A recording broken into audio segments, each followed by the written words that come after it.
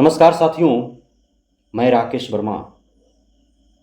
वर्तमान भारत की परिस्थिति, हालात जो आपसे अबज नहीं है, आप सभी को पता है। महिला आरक्षण बिल को लेकर के पूरे भारत में हाहाकार और कोहराम मचा है। इसी बीच मैं इस महिला आरक्षण बिल की वास्तविकता को आपके समक्ष कविता के माध्यम से प्रस्तुत करने का प्रयास कर रहा हूं और इस कविता में वर्तमान सरकार की वास्तविक भावना, महिलाओं की मांग, इस बिल की वास्तविकता और साथ में वर्तमान सरकार के समक्ष इस कविता के माध्यम से मेरा ललकार भी है। तो सुने इस कविता को। महिला आरक्षण बिल, ईश्वर ने मुझे चुना है। मोदी जी इस बिल के बारे में जब संबोधित कर रहे थे तो उन्होंने ही बोला, महिला आरक्षण बिल जिसके लिए ईश्वर ने मुझे चुना है। वाह मोदी जी।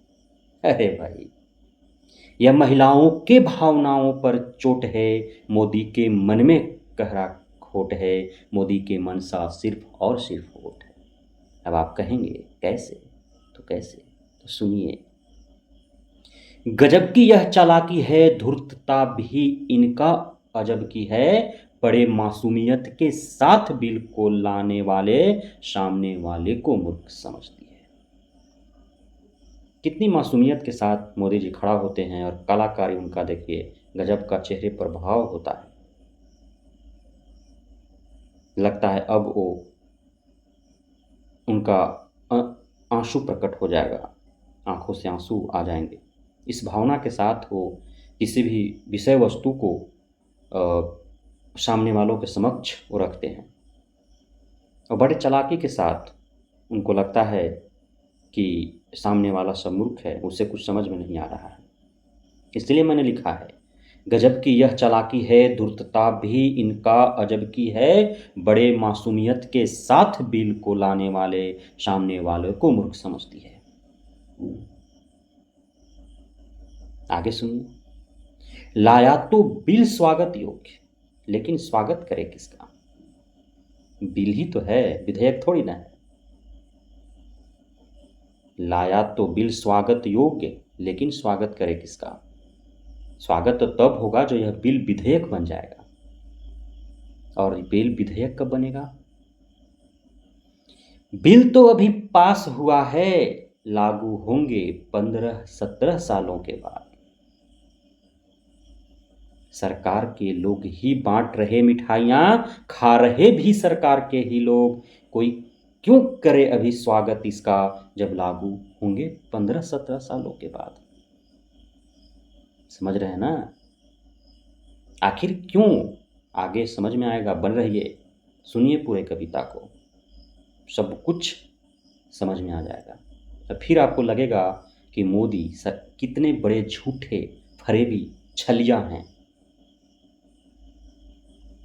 लाया तो बिल स्वागत योग्य, लेकिन स्वागत करें किसका? बिल तो अभी पास हुआ है, लागू होंगे 15-17 सालों के बाद। सरकार के ही लोग बांट रहे मिठाइयाँ, खा रहे भी सरकार के ही लोग। कोई क्यों करे इसका स्वागत अभी, जब लागू होंगे 15-17 सालों के बाद। अब इसका इतिहास थोड़ा समझ लीजिए। 2010 में पास हुआ था राज्यसभा से, तब तो थी कांग्रेस की सरकार। पास हो न सका था लोकसभा से, क्योंकि तब बहुमत में न थी कांग्रेस सरकार। 2010 में, समय पर ध्यान दीजिएगा, 2010 में पास हुआ था राज्यसभा से, 9 में चुनाव हुए थे। कांग्रेस को यदि वोट का लालच होता तो वह चुनाव से पहले राज्यसभा से पास करा सकता था, लेकिन चुनाव हुए उसके बाद राज्यसभा से पास हुआ और प्रयासरत रहा लोकसभा से पास कराने के लिए, लेकिन चूंकि उसके अपने सांसद बहुमत में नहीं थे इसलिए नहीं हो सका। 2014 में मोदी का सरकार बना बहुमत में, 9 साल बीत गए, लेकिन अब 24 में चुनाव है। ठीक आचार संहिता लागू होने से पहले विशेष सत्र बुला करके और लोकसभा से पास करवा दिया, मंत्रिमंडल से पास करवा दिया। बट गई मिठाइयाँ, हाहाकार मच गया कि बिल आरक्षण बिल आ गया। अरे भैया, बिल पास हुआ है, विधेयक बनने में भी समय लगेगा। क्यों लगेगा? कविता में बन रही है, आगे पता चलेगा। अब जब 9 साल बीत गए मोदी सरकार को, चुनाव से ठीक पहले ला दिया इस बिल को, फिर भी ठीक है, कोई बात नहीं। फिर भी ठीक है, कोई बात नहीं, पर लागू तो कर दे 24 के चुनाव से ही। सबको पता है कि कोई भी राजनीतिक दल है, वो कोई भी कार्य करता है तो उसे वोट की लालसा होती है। तो इसीलिए मैंने लिखा है, अब जब 9 साल बीत गए मोदी सरकार को, चुनाव से ठीक पहले ला दिया इस बिल को, फिर भी ठीक है, कोई बात नहीं, पर लागू तो कर दे 24 के चुनाव से ही। लेकिन मोदी सरकार गजब का कलाकारी है भैया।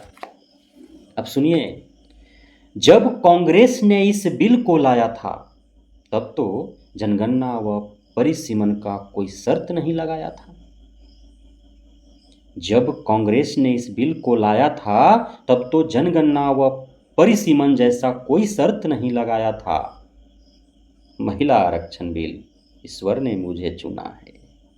अरे भाई, महिलाओं की भावनाओं पर यह चोट है, मोदी के मन में गहरा खोट है, मोदी का मनसा सिर्फ और सिर्फ वोट है। क्यों लगा दिया यह कि जनगणना होगा, फिर परिसीमन होगा, उसके बाद यह बिल विधेयक बनेगा और तब महिलाओं को हिस्सेदारी मिलेगी, उनका अधिकार मिलेगा, उनको आरक्षण मिलेगा। जब बिल लास्ट सभा से पास हुए थे उस समय तो ऐसा कुछ नियम शर्त नहीं थे, लेकिन आपने विशेष सत्र में भी इस बिल को लाया, वाहवाही लूटने का प्रयास भी किया, तो शर्त के साथ, जो सबको पता चल गया। इसीलिए तो क्यों आप ही के लोग मिठाई बांटे, आप ही के लोग खाए, क्यों पूरे देश भर की महिलाएं जश्न नहीं मनाया, मिठाइयाँ नहीं बांटी, मिठाइयाँ नहीं खाए? यही वास्तविकता। आगे सुनिए, महिलाओं की मांगे क्या है, सो सुनिए। वर्तमान में जितने सीट हैं, वर्तमान की ही बात कर रहे हैं कि लोकसभा 547 सीट है ना, उसका आधा हमें दे दो।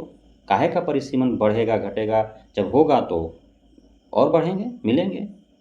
जितने विधानसभाओं में सीट है, जितना राज्यसभा में सीट है, दे दो आधा। महिलाओं की मांग है। वर्तमान में जितने सीट हैं उसके आधे पर अधिकार चाहिए, 1/3 नहीं, आधे पर अधिकार चाहिए, क्योंकि आधा आबादी महिलाओं का है।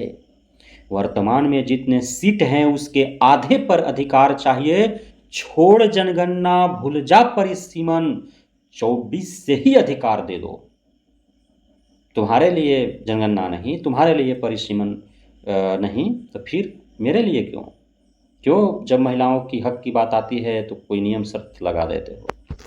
इसीलिए महिलाओं के द्वारा कहा जा रहा है, वर्तमान में जितने सीट हैं उसके आधे पर अधिकार चाहिए, छोड़ जनगणना भूल जा परिसीमन, 24 से ही अधिकार दे दो। जिस प्रकार पंचायत व नगर निकायों में कोटिवार आरक्षण दिया, उसी प्रकार संसद व विधानमंडलों में भी कोटिवार आरक्षण दे दो।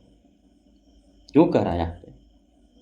क्योंकि इसमें महिलाओं को आधा, आधा पुरुष को।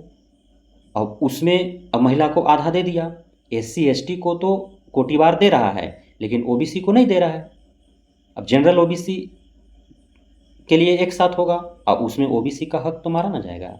जनरल वाले पहले से आर्थिक रूप से, सामाजिक रूप से मजबूत हैं, उन लोग हावी हो जाएंगे और OBC का हक मारा जाएगा। इसीलिए अब चूंकि पंचायत व नगर निकाय में आप देख पा रहे हैं कोटिवार आधा आरक्षण है, SC का है तो SC में पुरुष महिला दोनों, ST में पुरुष महिला दोनों, OBC का है जितना उसमें पुरुष महिला दोनों। तो वही महिलाओं का कहना है, जिस प्रकार पंचायत व नगर निकायों में कोटिवार आरक्षण दिया, उसी प्रकार संसद व विधानमंडल में भी कोटिवार आरक्षण दे दो। यह मत करो कि 543 है तो आधा जो है पुरुष में आधा महिला में बांट दो, कोटिवार आरक्षण दे दो। सिर्फ चुनाव में ही क्यों? आगे महिलाओं का क्या मांग है, क्या कहना है? सिर्फ चुनाव में ही क्यों, हर जगह आधा हकदारी है, नौकरी पेशा व हर महकमे में 50% की अधिकारी है। प्राकृतिक रूप से तो आधा नारी है, आधा नारी है ना, प्राकृतिक रूप से देश का आधा आबादी नारियों का है, वही कहना है प्राकृतिक रूप से तो आधा नारी है, आधे की भी हकदारी है। जब प्राकृतिक रूप से आधा जनसंख्या आप 140 या 42 करोड़ जो भी जनसंख्या वर्तमान में हो चुकी है भारत का, उसका आधा जो है लगभग 70 करोड़ तो महिलाओं की संख्या है। वही कहना है प्राकृतिक रूप से तो आधा नारी है, आधे की वे हकदारी हैं, लेकिन स्वार्थी व पुरुषवादी सोच ने अब तक न यह स्वीकारी है। भारत का संस्कृति सभ्यता पौराणिक है। यहाँ वेद पुराण उपनिषद रामायण महाभारत कुरान बाइबिल गुरु ग्रंथ साहिब बौद्ध का त्रिपिटक जैन का त्रिरत्न न जाने कितने महान महान ग्रंथ हैं और कितनी भावनाएं उसमें हैं, कितने ज्ञान की बातें हैं, लेकिन सब ज्ञान की बातें सिर्फ किताबों तक सीमित रह गई। सदियों तक महिलाओं के हक को उन्हें उसी रूप में नहीं दिया गया। आधे आबादी को हक देने के लिए संवैधानिक व्यवस्था बनाना पड़ रहा है, उन्हें बिल लाना पड़ रहा है, विधेयक बनाना पड़ रहा है, और उसके लिए भी 50-50 साल का इंतजार। किसी प्रकार 73वें और 74वें संविधान संशोधन के तहत 1993 में पंचायत और नगर निकाय में उन्हें अधिकार मिला, कहीं 35%, कहीं 33%, कहीं 50%, लेकिन संसद और विधानमंडलों में उन्हें अब तक नहीं मिला है अधिकार। और अब देने का खोखले वादे हो रहे हैं, उसमें भी शर्त के साथ अभी कई वर्षों तक और इंतजार करना पड़ेगा। तब तक परिस्थितियां क्या होंगी, किसकी सरकार होंगी, तो ये छलावा किया जा रहा है महिलाओं के साथ। अब देखिए आगे सुनिए, जब चुनाव मोदी जी लड़ रहे थे उस समय गुजरात मॉडल को पूरे भारत का मॉडल के रूप में जो है उन्होंने उसको लोगों के समक्ष लाया कि जिस प्रकार हमने 15 सालों में गुजरात को विकसित किया है, उसी मॉडल पर हम देश का विकास करेंगे। तो सुनिए कि जो गुजरात मॉडल दिखा केंद्र के सत्ता में आया, फिर उस गुजरात मॉडल को केंद्र में क्यों ना लाया। वहाँ तो पंचायत व नगर निकायों में आधे पर नारी हैं, फिर संसद व विधानमंडलों में क्यों देना है भारी है। गुजरात में दिया है ना भाई, 50% आरक्षण पंचायत और नगर निकाय में दिया है, तुम्हारा ही सरकार है ना, तो फिर केंद्र में संसद में विधानमंडलों में यह क्यों भारी लग रहा है देने में, दे दो। काहे का जनगणना, काहे का परिसीमन, अरे अभी वर्तमान में जितनी सीटें हैं उसी में आधा नारियों को दे दो। तो देना तो है नहीं, सिर्फ छलावा है। आगे सुनिए बहाना क्या है इनका कि जनगणना क्यों नहीं कराए, परिसीमन क्यों नहीं हुआ। तो सुनिए, माना कि 19-20 में कोरोना महामारी था जो 21 तक जारी था। माना कि 19-20 में कोरोना महामारी था जो 21 तक जारी था, 22 में करा लेते जनगणना, क्या यह कम ज़्यादा भारी था। 19-20 में कोरोना था जो 21 तक जारी था, 22 में करा लेते जनगणना, क्या यह कम ज़्यादा भारी था। यूपी व बंगाल में चुनाव कराए ना, यूपी व बंगाल में चुनाव कराए ना, चुनाव प्रचार में लाखों का भीड़ जुटाए ना। जब उस भीड़ को कोरोना का डर नहीं था, जब उस भीड़ को कोरोना का डर नहीं था, तो जनगणना में ही सिर्फ महामारी था। तो धूर्तता है, मूर्खता है। जो कारण बता रहे हो तो कारण में कोई दम नहीं है। यूपी बंगाल में चुनाव कराए, मोदी जी खुद कई दर्जनों जगहों पर लाखों की भीड़ों को उन्हें संबोधन किया, का उसमें कोरोना नहीं था। और जनगणना कराने में जो व्यक्तिगत रूप से डोर टू डोर जा करके जो जनगणना करना था, उसमें कोरोना फैल रहे थे। गजब की धूर्तता, गजब की चालाकी, गजब के सामने वाले को मूर्ख समझते हो भैया। इसीलिए मैं कहता हूँ, जब मोदी का मनसा साफ था, मोदी के मन में नहीं था खोट, फिर जनगणना व परिसीमन के बाद क्यों? लागू करो, 24 में तो है ना वोट। जब मोदी का मनसा साफ था, मोदी के मन में नहीं था खोट, फिर जनगणना व परिसीमन के बाद क्यों? लागू करो, 24 में तो है ना वोट। महिला आरक्षण बिल, ईश्वर ने मुझे चुना है। अरे भाई, महिलाओं के भावनाओं पर यह चोट है, मोदी के मन में गहरा खोट है, मोदी का मनसा सिर्फ और सिर्फ वोट है। ये है महिला आरक्षण बिल का वास्तविकता, मोदी की वास्तविक मनसा, महिलाओं का मांग, जिससे हमने अपनी कविता के माध्यम से आप तक पहुंचाने का प्रयास किया। जय हिंद, जय भारत।